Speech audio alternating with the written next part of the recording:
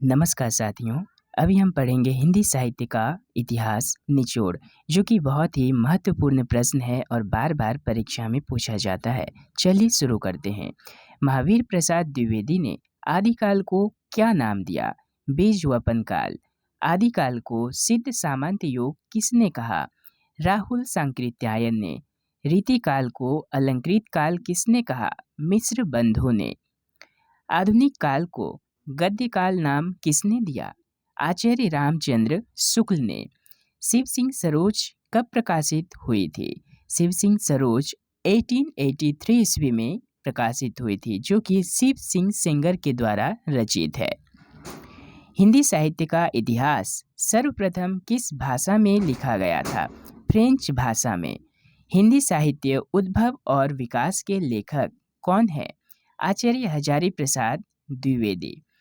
हिंदी साहित्य का इतिहास दर्शन नामक ग्रंथ के लेखक कौन है?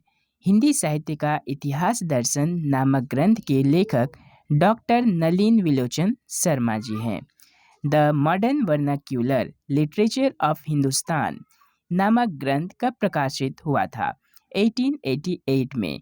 इसके लेखक हैं जॉर्ज ग्रियर्सन।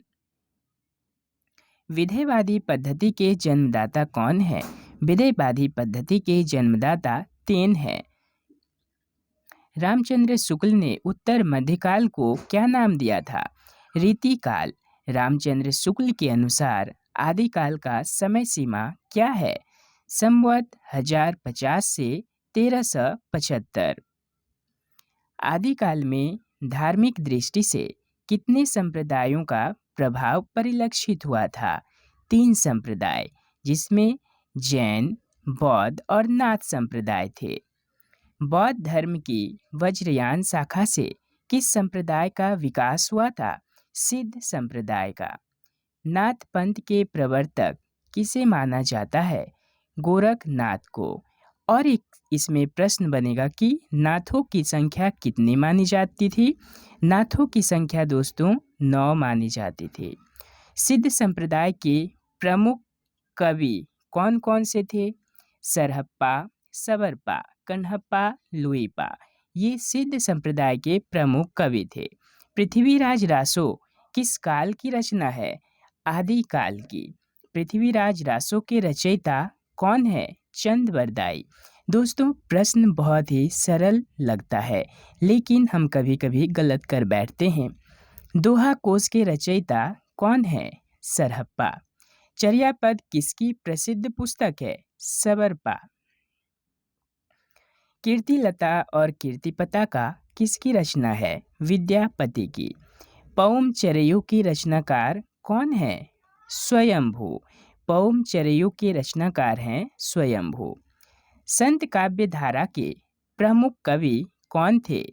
कबीर। भक्ति द्रविड़ी उपजी लाए रामानंद। यह किसका कथन है? डॉक्टर सत्येंद्र जी का। ये बहुत ही महत्वपूर्ण है। ये परीक्षा में बार बार पूछा जाता है।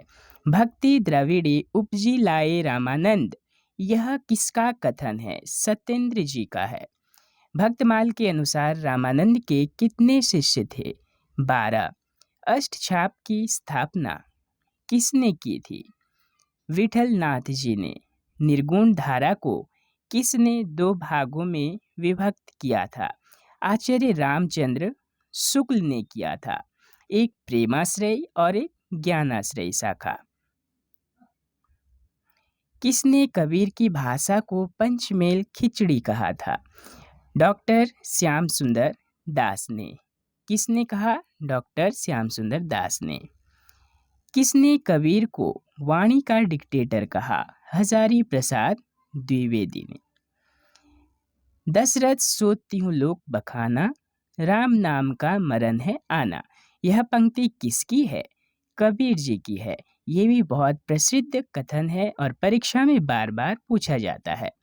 ढोला मारूरा दोहा के रचनाकार कौन है? कुशल लाभ। पद्मावत का प्रकाशन कब हुआ था? 1540 ईस्वी में। कबीर ग्रंथावली पुस्तक की रचना किसने की? बाबू श्याम सुंदर दास ने। आलवार भक्तों का मूल स्थान कहाँ था? दक्षिण भारत में।